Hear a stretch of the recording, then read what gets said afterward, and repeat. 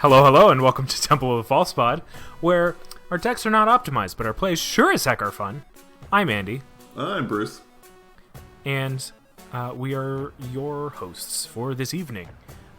Today on our menu, we've got Threat Assessment, which is the soup du jour for this lovely little temple side cafe. Threat assessment is one of my favorite topics, which is kind of bizarre coming from a guy who generally isn't all that worried about whether or not he wins or loses.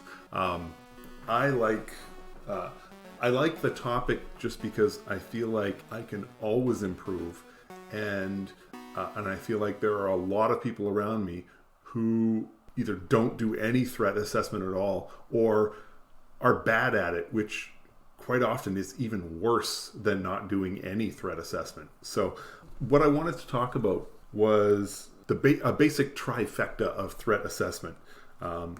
What just about everybody looks at when they're making a determination for threat assessment. We're going to look at life totals, we're going to look at hand size, and we're going to look at board state. And I want to go through each one of those in turn. We'll sort of talk about the pluses and minuses of each, and then sort of wrap things up at the end with a general look at things. So before we dive deep, we have like a quick definition. I mean, like, a definition for threat assessment is essentially your determination of which of your opponents is either most capable or is most likely to win the game. I mean, most capable implies you're looking at a future. So when I do a threat assessment at the start of the game, before I even know who the commanders are, your entire threat assessment is based on who the opponents are. And for the most part, a threat assessment at that stage is hardly even valid. It's not really, it's not really worth anything because you just don't have enough information.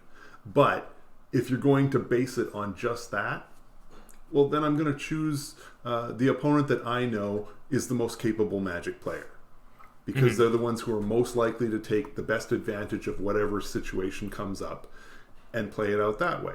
So that's generally what I'm looking at when we talk about threat assessment. It's when we stop and say, who can stop me from doing stuff? Or who is most likely to do stuff that's going to win the game that I can't really deal with or that I can't stop. This is the whole point of the threat assessment, and a lot of people forget that part. Is it's not just who is the strongest or who has the best commander. It's very much a case of who has the best commander that I can't deal with at all. With threat assessment comes this idea that, like, it's the use of that assessment. It's the putting it to practice. For me, threat assessment is deciding a target for any moment for whatever kind of targeting you need done. Like, if you're attacking somebody, it's assessing who you should really be attacking. Like, sometimes there's a clear person who is behind the game that, I mean, maybe your threat assessment says you should attack them, but it's the use of the knowledge at any point in the game to decide what you are doing or which way to use what you're doing. I mean, there's so many actions in the game. It's so hard not to be vague. Usually. Exactly. Yeah. The difficulty with, or one of the difficulties with threat assessment is that you are looking at such a variety of options. And as the game progresses, of course, it constantly changes. If the deck that I'm currently running has no counter spells, and I know that my opponent is playing a deck that is likely going to win when they play their sorcery. When they play the sorcery that interacts with the other cards, that's how they're going to win. Okay, so my threat assessment here is I can do nothing to stop them from winning when they reach that point. When they reach the point where they play their key spell, I can't interact with it, I can't stop it. Well, at that point then, all you can do is kill them before that point hits, or figure out a way to make sure that somebody else is killing them.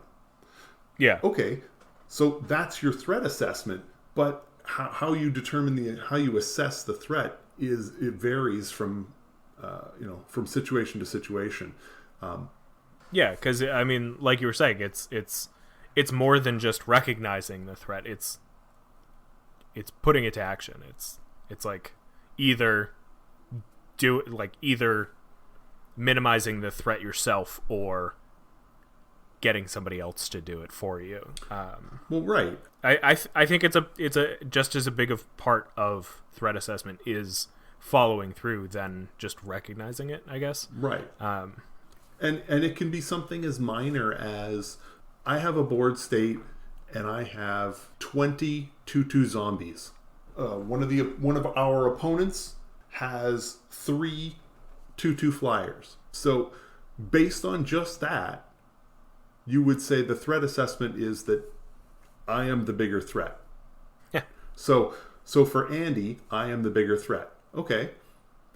Now, if Andy's board state is such that we can only attack with 1 creature at a time, and Andy so happens to have 5 creatures who can all block but can't stop a flyer, well, then the threat assessment changes, and suddenly I'm not the primary threat. It's the other guy because he has flying creatures. That's essentially what I'm talking about with threat assessment. So the difference is that for this podcast, I don't want to go too deep into how to do threat assessment. I want to go a little deeper into the things that we use to make the determination, because threat assessment in and of itself, that can be an entire series of podcasts. So the assessment changes for each person, and you need to understand how they view threat assessment, because that even ties into your own threat assessment. If the person next to you is in a completely vulnerable position, then that affects your threat assessment. It means that maybe the other 2 players that, where you've decided this person's a bigger threat, it may be that neither one of them are the threat because they're both going to attack somebody else. So they're not even a threat at all. But you don't know that unless you are looking at everybody else's threat assessment ability. Right. So now that we kind of understand just the general idea of threat assessment, the first thing anybody looks at, it probably because it's the easiest, the most known information at any point in the game, is life totals. Yeah. It's probably a very basic thing, but it's definitely a thing that we all have to keep in mind when doing proper threat assessment. Is just kind of taking a look at the life totals. Right. Now, I will say right off the bat, of all of the things that we're going to look at, life totals realistically should be the last thing you are looking at. Life totals are not in and of themselves an accurate representation of who the threat is. And this is true no matter what the situation. When somebody's at 45 life and somebody's at 35 life, the fact that someone's at 45 does not mean that they are the bigger threat. It may mean you're going to have to swing an extra time, but when it comes right down to it, life totals can be changed so dramatically, so fast. It's just simply not an accurate representation. Even in the scenario that you just described, one player puts a shock land down and loses 2 life, and the other player puts an Akum Refuge down and gains 1 life. Okay, they gained a life. They're at 41 to 38. They have a tapped land in play. The other guy has an untapped land that can tap for 2 mana. Now, 2 different mana. Or 2 different mana. Yeah. Right. So 1 mana, just 2 different colors. Which is based on just that. Who is the bigger threat? Well, clearly the person at 38 life is the bigger threat. They could play something. They could do something to stop you from doing whatever it is you're doing. They are the bigger threat. Now, this is a very small discrepancy. We're talking about 3 life. In the greater scheme of things, 3 life is something that you can almost forget about when doing combat math. But it's just there, and that's sort of the representation of the limitations involved in using life totals as part of your threat assessment. Yeah, I mean, life totals have such little impact on the game. There's literally a rule. There's commander damage, which just kind of says to life totals. Like, obviously, it all depends on the decks used and all this other stuff and how damage is actually getting through. But like, commander damage as a mechanic almost puts life total on the back burner. Right. And almost. And in particular play groups, when you're talking about decks that win with combo, if somebody forms an infinite loop that can cause a point of damage, then it really doesn't matter who's at 25 life and who's at 45 life. We're just going to do this as many times as necessary. Yeah. So there's that. Realistically, the only reason that I've started with life totals, that I want this to be a consideration when doing threat assessment, is when you're playing against the deck where one deck has 105 life and everybody else is at 21, 22. Because then you're talking about a significant discrepancy. This where the volume of life totals becomes such that it actually does make a difference. Yeah. If you're looking at decks that are all playing quote unquote fair, then in theory, all three of the players at 20 need to be hammering away at the guy who's at over 100 just to get their life totals down to a spot where they could actually be killed in a turn. Whereas everybody else who's at 20 can be killed in a turn. Yeah. And obviously, the person who's at over 100 life likely has the ability to add 20 life to their life total in a turn, or can do something to rapidly enhance that total again to give them a bigger buffer. So that's really the only area where I'm looking at life totals as part of a significant threat assessment, when the numbers are just really big. I think as basic as it is for threat assessment, I think it is, out of the three things we have listed, probably the least important, or at least like the thing that should weigh the least in your assessment. And I'm sure most of our listeners, I'm sure you've played some games of Magic, and there is this pressure where you do feel like the difference in life totals is insurmountable. But when playing a multiplayer game, I think it's never too insurmountable. I think it's an important thing to keep in mind, but it shouldn't be weighted as much as the rest of what we're about to talk about. Right. And to just sort of wrap it off, I've been in so many games where somebody gets an early creature out and makes the decision for who to swing at with their little 2/2 before anybody has any creatures with, oh, you're at 42? Hit you for 2. Now you're down to 40. It's all fair. Like, no. You know, even at that early stage, look at how many cards they have in hand. Look at how many lands they've got in play. Look at anything else and make a determination that way. Admittedly, it's two damage, and in the greater scheme of things, it's really not that relevant, and I understand that. But if you're going to do a threat assessment, and even at that early stage, make it accurate, make it count. I mean, it's so easy to just use the life total as a cop-out. And that's all it is. Even if there's no other information to go with, you can still look at the commanders that everybody's playing and make your determination based on that. I mean, even down to like, we're kind of getting into this idea of early game threat assessment. But when I started playing Magic, I had very shaky ideas of threat assessment. And I would say that they're still a bit shaky, but they're not that bad. And as soon as I sat down, I think multiple people were like, okay, so what you're going to want to do is just attack Josh. And I was like, I just met him, but I guess that's some good advice. Which, like, don't always go after the same person, but it is a good grounding point of, like, this person has a better skill level than most of the table. This person builds these more powerful decks. It's if you can't figure out where to go for this person type of thing. Exactly. And for those of you listening at home, you can change the name Josh to whoever is the dominant player in your particular group, in your meta. Because that's basically what it comes down to.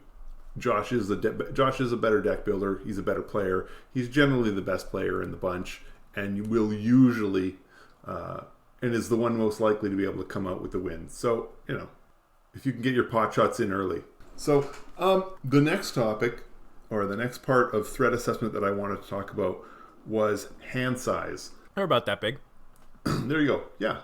My hand is about the size of a hand. Yeah. Yeah. 5 fingers. Still, so far so good. So far so good. Well, I guess I have hand size, and then there's Kark's thumb, but that's Kark's problem, not mine. Yeah. No, I mean, what we're talking about is the number of cards your opponents have in hand. Simply put, the more cards somebody has in hand, the more likely they are to have an answer. The more likely they are to be able to deal with what you're doing, or to be able to do something themselves. Obviously, there's tie-ins. I mean, they have to be, they have to have the mana on the table to do it. They have to, the situation has to be such to allow it to happen. But hand size just does play a part. Yeah, I've been in many games where I have 7 cards in hand, and I'm definitely not the biggest threat on at the table, mostly because I'm missing my land drops. Granted, then you'll have people with 20 cards in hand because they've got, Reliquary Tower, XYZ card that allow them to not have a maximum hand size. And that's a pretty obvious threat. Or if, say, everyone's got 2 or 3 cards except for one person who's got 7, and they've been keeping up with their land count, it sometimes is pretty easy to just be like, oh, that person has options. They've got a wealth of knowledge in their hand.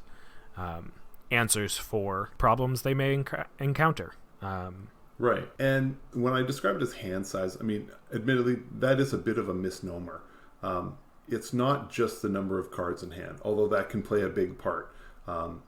If they have more cards than you, then the odds are improved that they can do stuff. However, it's not a guarantee.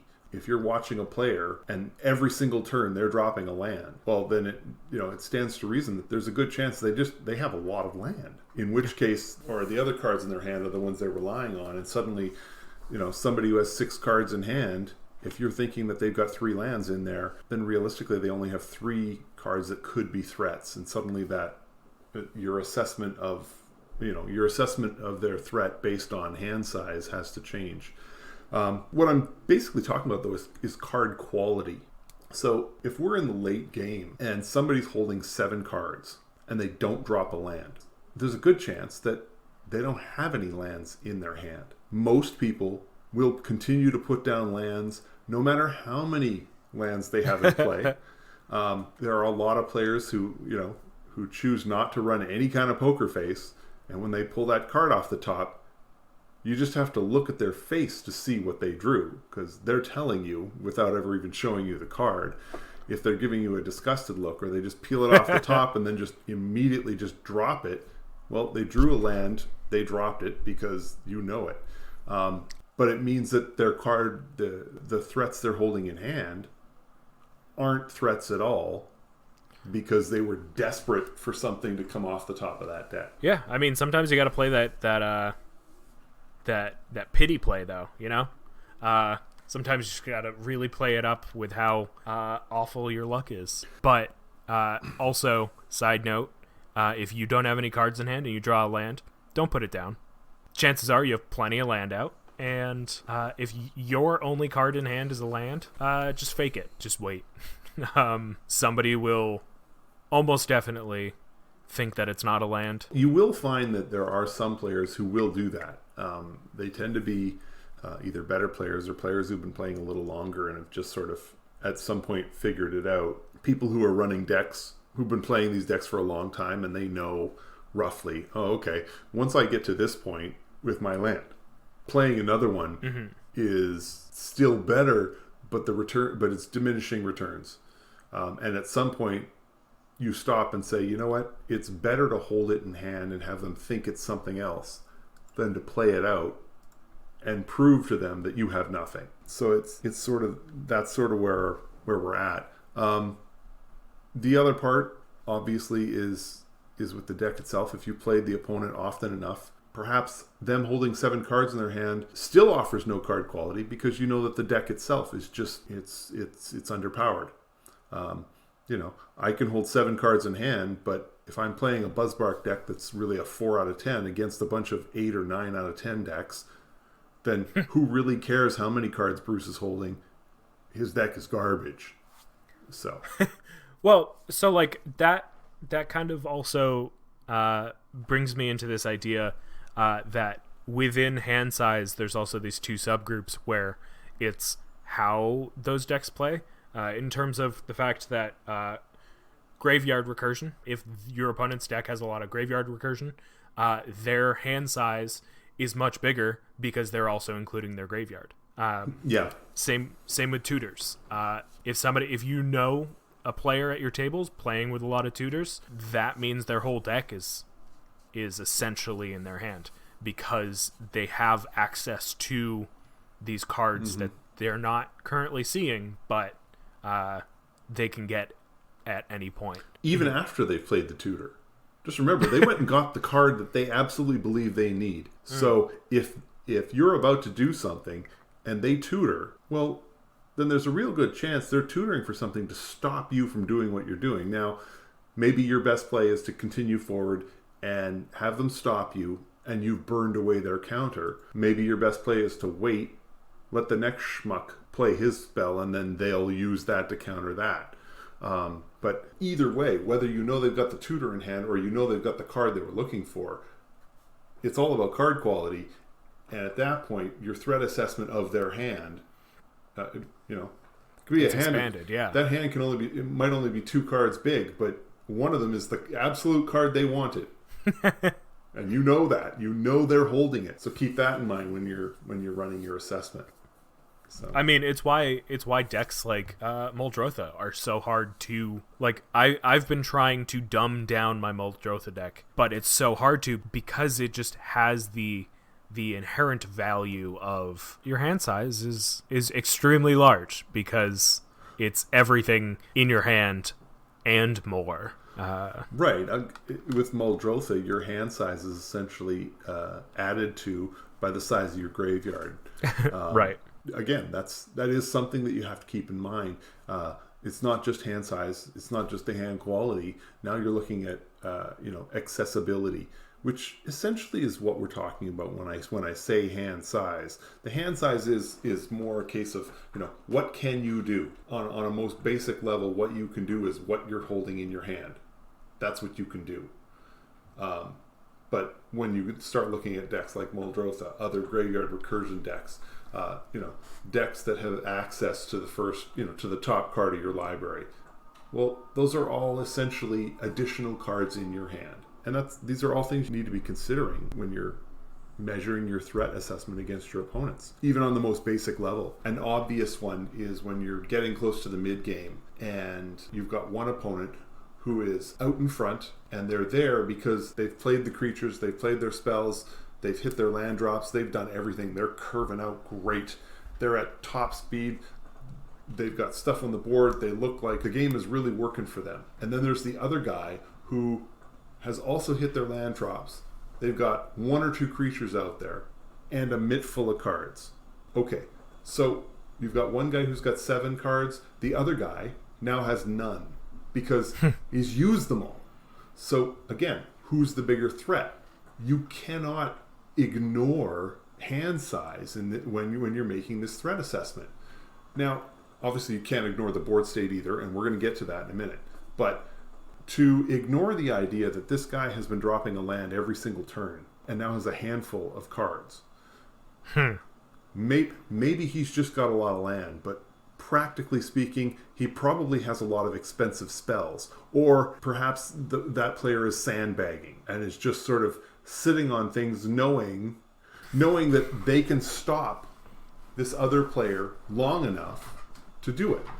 Maybe they've got the Wrath in hand because they've got 7 cards. Maybe they got a mass removal spell, and they're about to take this person who has no cards in hand to a lousy board state.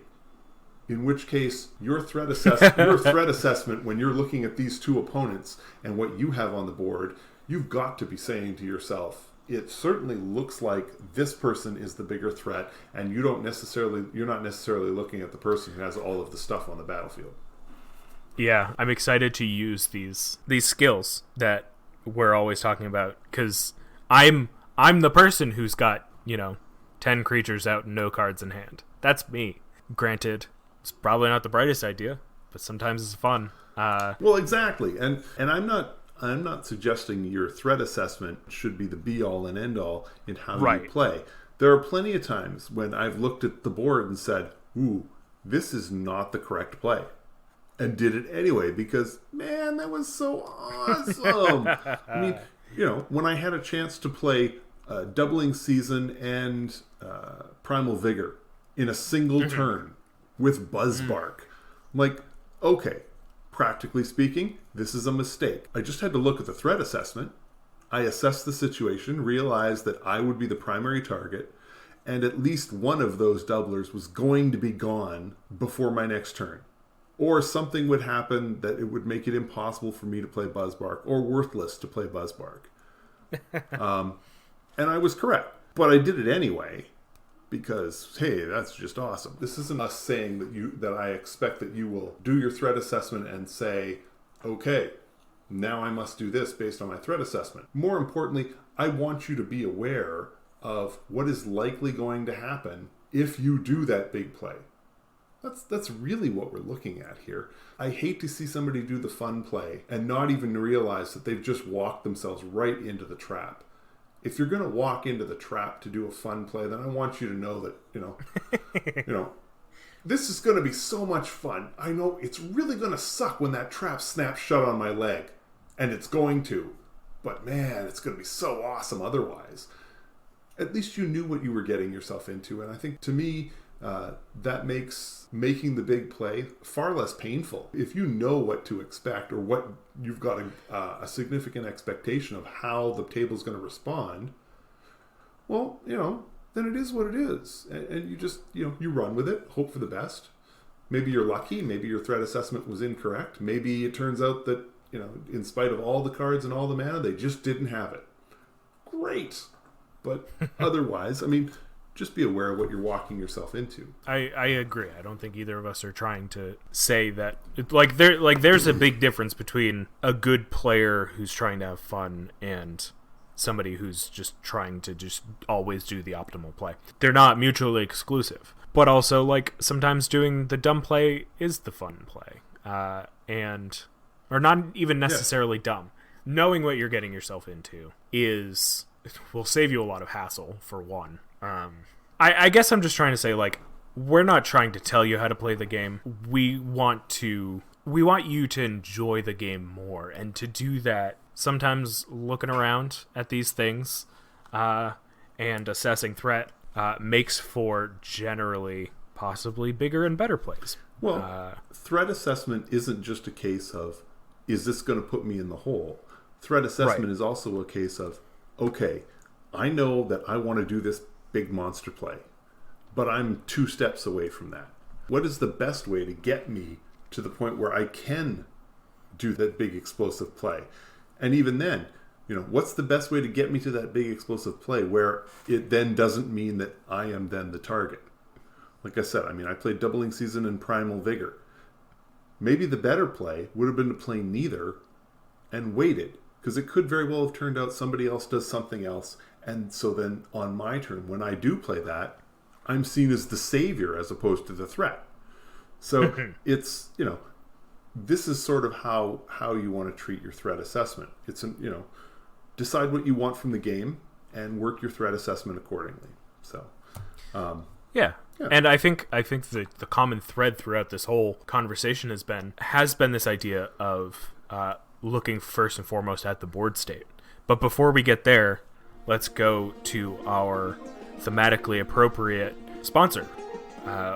We'll be right back.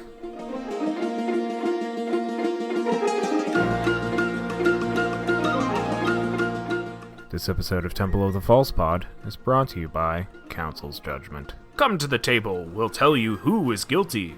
Good or bad, let's come together and absolve you of their biggest threat. And now back to you.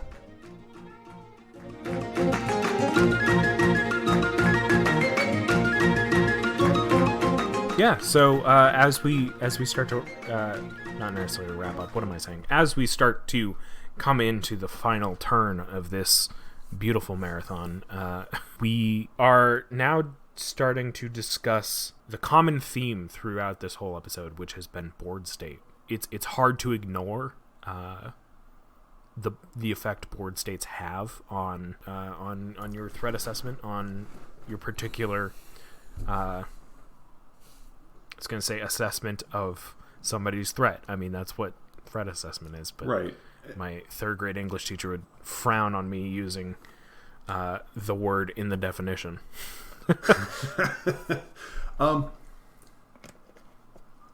Board state is basically where you start and where you finish when it comes to threat assessment. Obviously, hand size, as we've discussed, is something that you really do need to consider, because you can hide a lot of what isn't on the board in your hand. However, practically speaking, you need to look at what's on the board. These are the threats that are already there. This is what you can see, and you have to be able, at least be able to deal with what you can see on the board and work your plan around that. You're going to have expectations for what they have in hand, and that also needs to be considered. But the board state itself is really where your threat assessment lies.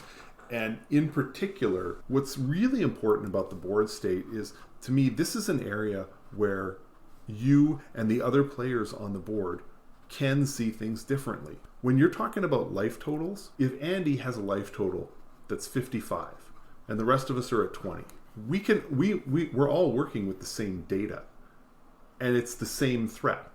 He's got 30 more life than we do. Blah. That doesn't really change from what seat I'm sitting in the game. You just got more life. Same with the hand size or the accessibility of cards that you can't really see. It's like, okay, we can all see that Andy has 8 cards in hand. So we know that there's a significant threat there. But it's the same all around because it's an unknown. We don't know what's in that hand. Is it something that will more likely hurt one player or another? We don't know. Board state is something that we know, and it makes the threat assessment from one player to the next different. It has to. Like I described at the start of the game, when I described a situation where I had 20 2/2 zombies and somebody else had 3 2/2 flyers. Your threat assessment of that situation is going to change depending on what you have. Maybe you have a wrath in hand, so neither of those are all that concerning. Maybe you've got an earthquake in hand, in which case my 20 zombies don't mean jack, but the guy with the 3 2/2 flyers can still hit you for 6, even after you've played the earthquake. Your threat assessment changes based on what you have in your hand and based on a lot on what's on the board. Now, it's amazing how difficult it can be for some players to see this and try and convince other people that their threat assessment is the accurate one. It's not necessarily the accurate one. It's you have determined that the threat to you is most dire from one person.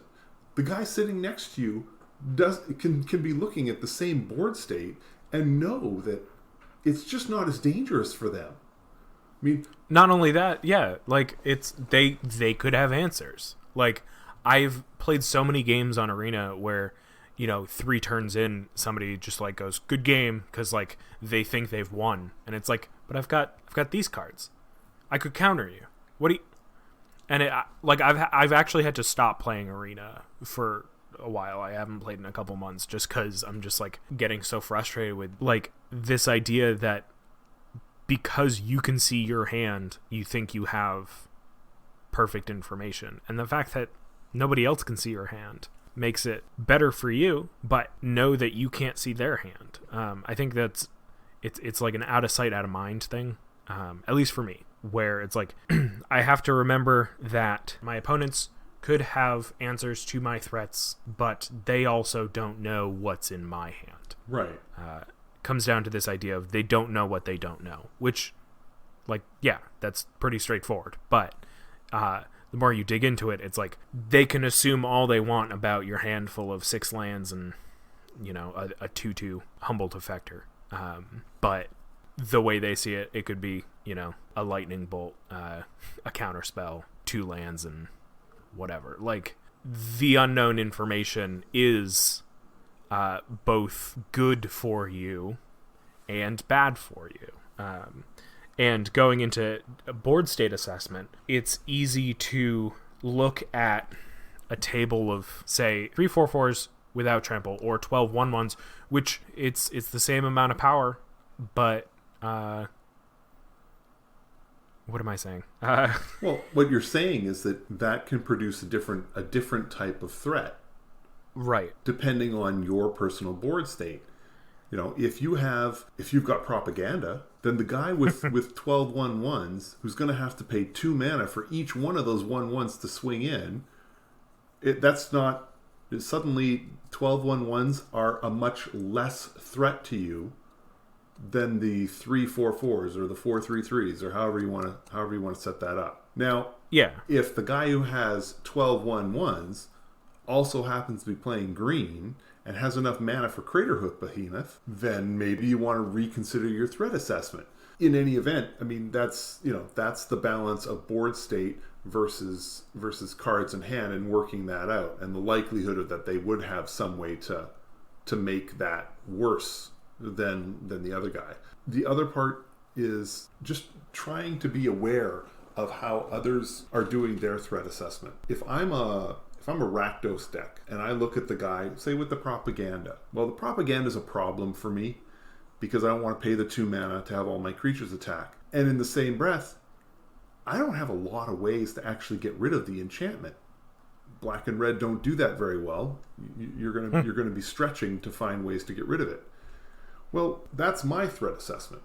The guy next to me is playing Selesnya. He's got 3 ways to kill an enchantment in his hand. However, he's also playing a setup where he doesn't need to attack to beat this player.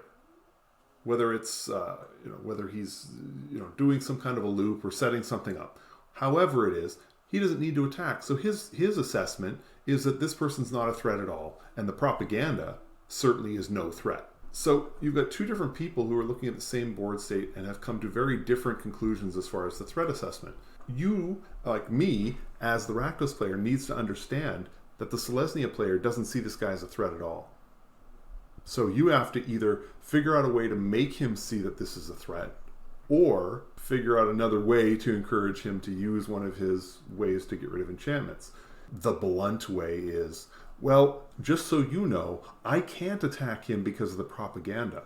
I can attack you. Maybe if the propaganda wasn't there, I'd be more inclined to swing at the other player. Give them a reason to take their threat assessment and realize, oh, all I have to do is this to resolve the threat that's against me. You're just readjusting their threat assessment so that they understand what's happening. Now, maybe blunt force threats is not the way to go. Assess the threat. Assess how that person is likely going to deal with this stuff. And just sort of go from there. But just understand that the board state will lead to different people coming to different conclusions as far as threat assessment. And you will want to try and work out how everybody else is also assessing the board. This isn't just a case where you do your threat assessment and then make what you believe is the appropriate move based on that assessment. You need to know what everybody else is thinking as well. And then including that in your threat assessment, because that's how you're going to decide what to play. So if your opponents are all thinking, this guy is no threat at all, but to you, it's death, then you need to be overwhelmingly against that one person. There are plenty of times when, and this happens in almost every one of my games, when I look around the board, I make the determination that one person is the threat. Then why would I attack somebody who isn't my primary threat? The only reason to do it is if they don't see this person as the primary threat. If they see it as me, right, they're going to do stuff to further hurt me.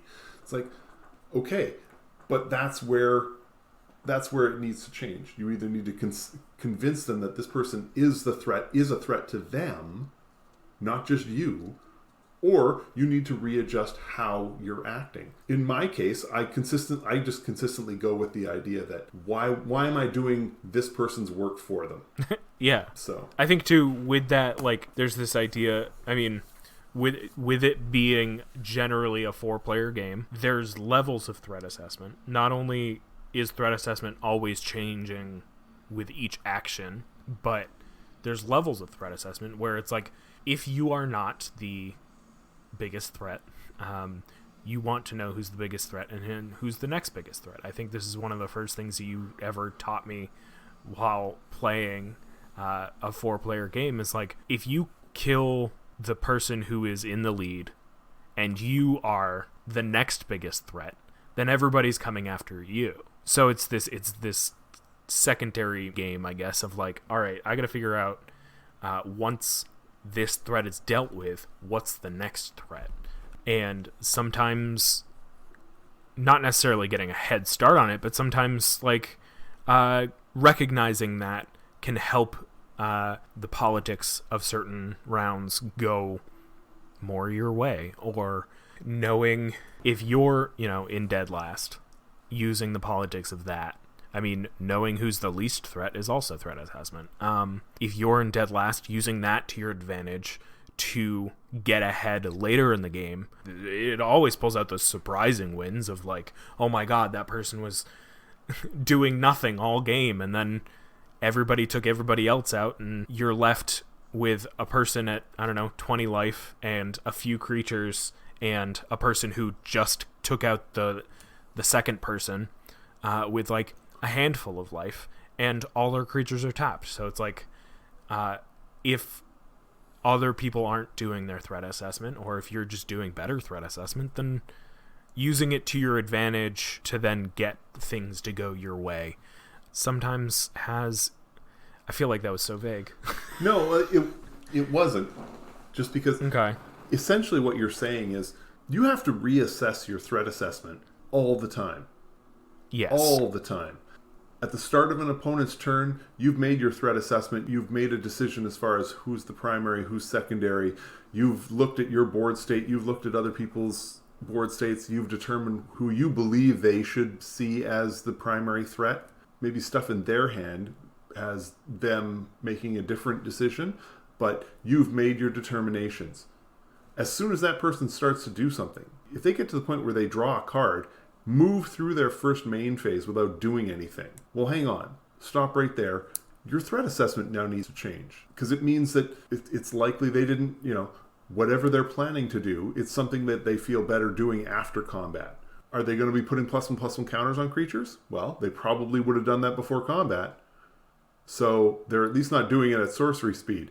Does that affect your threat assessment? And you can go that way and then loop around again and again. Now, obviously, for the most part, the overall overarching threat assessment doesn't really change based on, moving from one phase of a turn to another. But when your threat assessment is based on the idea that they've got 10 creatures and they're probably going to swing 6 of them your way, how do I adjust this? When they get through combat and they didn't send anything your way, you're like, okay, now I need to reassess. Because clearly they think something else. Either they don't think I'm a threat at all, which means what do they have in their hand? or you need to take a better look at what else is going on other parts of the table.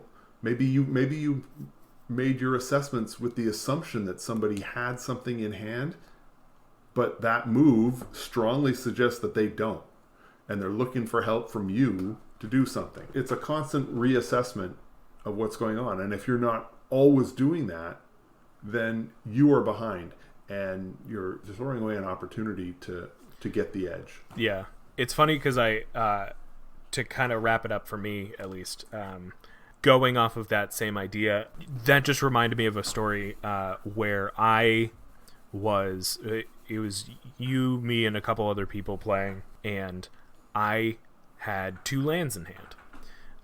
But I knew everyone else was expecting that I had some sort of instant removal or some sort of board wipe And I just kept those lands in hand, and I had to use the bathroom so bad. I was just like, if I get up from this table, I'm giving it away. I'm giving away I don't have anything. And I held it, and the bluff worked. And it's just funny to think back on and be like, if I had gotten up and literally done anything else, the jig was up. And so I used everyone else's board state threat assessment to my favor. I don't think I won that game, but I hardly keep track of it. Yeah, you had fun. Yeah. And caused yourself some permanent bladder damage, maybe. But whatever, it's magic. It's fun. It's magic. That's our tagline, right? Yeah. It's magic. As far as my rap, we talked about these 3 points: is life total, hand size, and board state.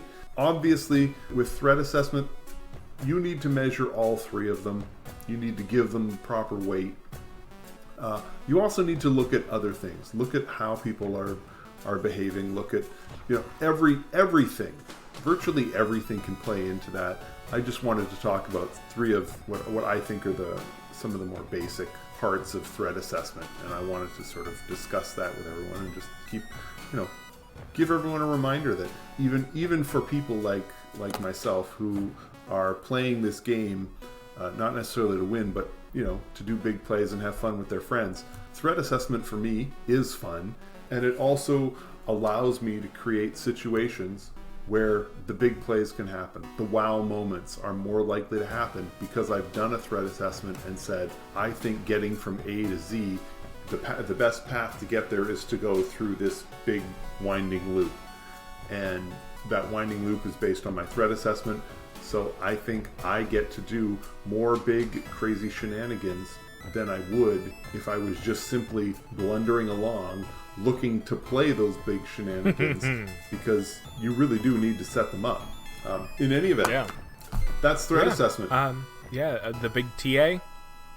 Anyway, threat assessment. Thank you for listening. We're Temple of the False Pod. I'm Andy. I'm Bruce. Our decks, they're not optimized, but our plays sure as heck are fun. Thank you again for listening. We'll see you next week. Bye.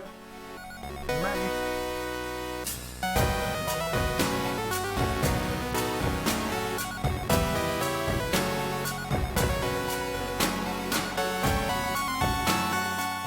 Hey everyone, Andy here. Thank you so much for listening to this episode of Temple of the False Pod. Just a few housekeeping things here at the end of the show. You can find us on Apple Podcasts, Spotify, Google Podcasts, pretty much wherever you can find podcasts. Subscribe and give us a review. It really helps out the show. And it'll show us what you like about our podcast. Also, we've got a Twitter and an Instagram. Our handle is FalsePodMTG, all one word. So be sure to follow us. Feel free to reach out to us there or drop us an email at falsepodmtg@gmail.com and tell us your favorite magic-related story. We'd love to hear from you. Thank you again to you and to Bruce. He's Mana Burned on Twitter, and I'm Andy Weekend on Twitter and Twitch. We're Temple of the False Pod, where our decks aren't optimized, but our plays sure as heck are fun. Have a great night, and may your 5th land be the Temple.